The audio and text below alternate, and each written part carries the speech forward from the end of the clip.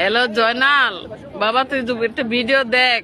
আমি আবু জাহেলে বাড়ির সামনে, নবীজি বাড়ির সামনে দুই পাকায় মারে আসি, 2 দিন ধরে খাই নাই, গোসল নাই, আমি তাপ করে খালি বসে আছি, সাফামারাও যাইতে পারি নাই। আমার এই ভিডিওটা দেখিয়া আমার এখান থেকে নিয়ে যাও বাবা। ও লিজু, তো আমার ভিডিওটা দেখ। আমি তোর আশায় বসে আছি, মনে বড় আশা ছিল একসাথে তাও করবো, একসাথে নবীর রজে যাবো, কিছুই হইতেছে না। আমি নবীজির বাড়ির সামনে নবীজির বাড়ি ওরা চিনে না, আমি তো দেখি ভিডিওতে, আমি আবু জাহেলের বাড়ির সামনে পিছনে নবীজির বাড়ি, দেখছি।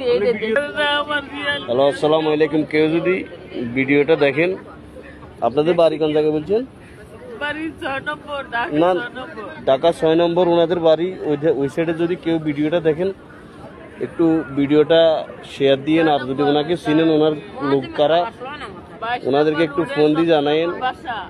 উনি হারাই গেছে বলে গত 2 দিন আগে কাবাতে তাওয়াফ করতে আসে।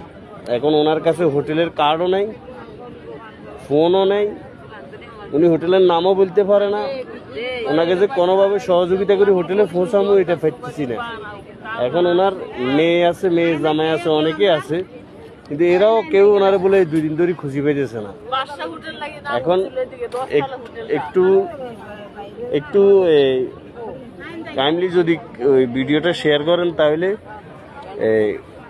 ওনার যদি কোনো গার্ডিয়ান দেখে, তাহলে ওদেরকে জানাইলে আমি ওনারে একটা জায়গায় বসে রাখছি, নবীজির বাড়ির সামনে দিয়ে বসে রাখছি। বলছি এই ঠিকানার উপরে আপনারা সহজে পাইব। ঠিক আছে।